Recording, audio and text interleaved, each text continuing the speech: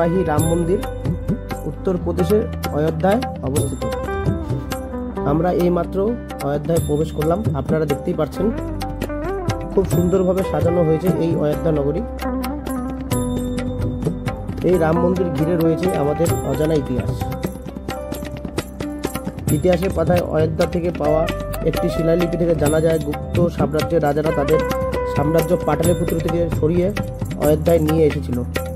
আর এটা যে একটা প্রাচীন নগর তার প্রমাণ দিয়েছিলেন বিদেশি পর্যটক ফাই হিয়েন। তিনি বলেন যে এখানে বেশ কিছু বৌদ্ধ মঠ আছে আর খুব সুন্দর একটা রাম মন্দিরও আছে। বন্ধুরা, এই বোর্ডে দেখতেই পাচ্ছ শ্রী রাম ভূমি তীর্থস্থল 2.5 কিমি। আর এই অযোধ্যা নগরী খুব সুন্দরভাবে সাজানো হয়েছে। দিনে দেখতে যতটা সুন্দর, রাতে আলোকসজ্জা আরো সুন্দর।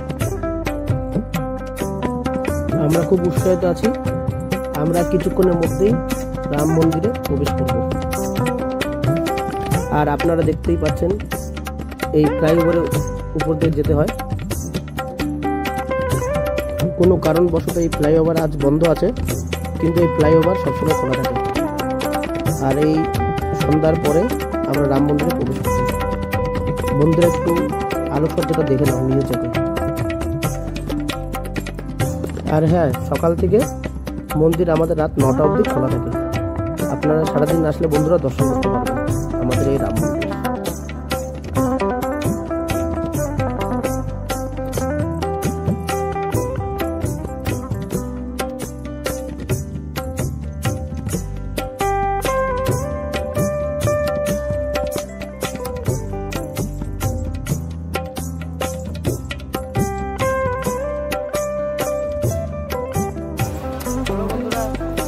সদ্য প্রবেশ করেছি, দেখতেই পাচ্ছেন আমাদের রাম মন্দির। খুব একটা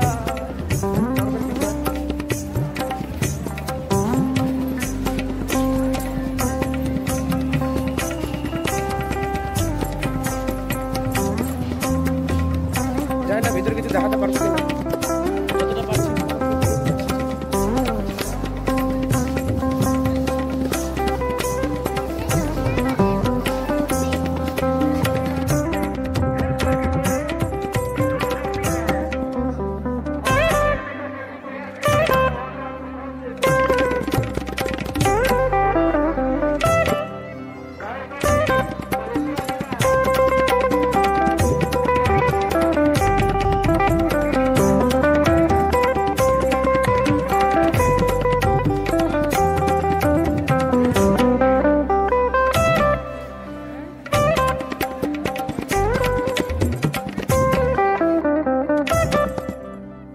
আমার প্রতীক্ষার অবসান হলো। দর্শন পেয়ে গেলাম আমাদের রাম লালা।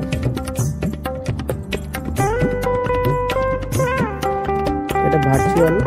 এরপর আমি আপনাদের লাইভ দেখানোর চেষ্টা করব, কারণ লাইভে ওখানে ঠিকমতো ক্যামেরা অ্যালাউ নেই।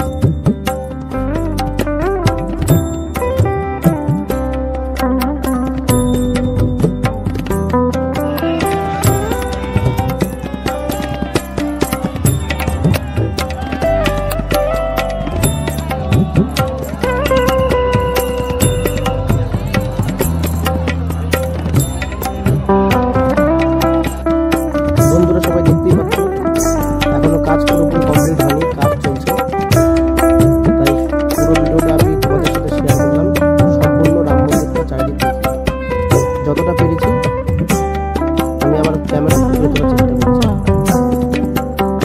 আর ভিডিওটা কেমন লাগলো বন্ধুরা প্লিজ কমেন্ট করে জানাবেন।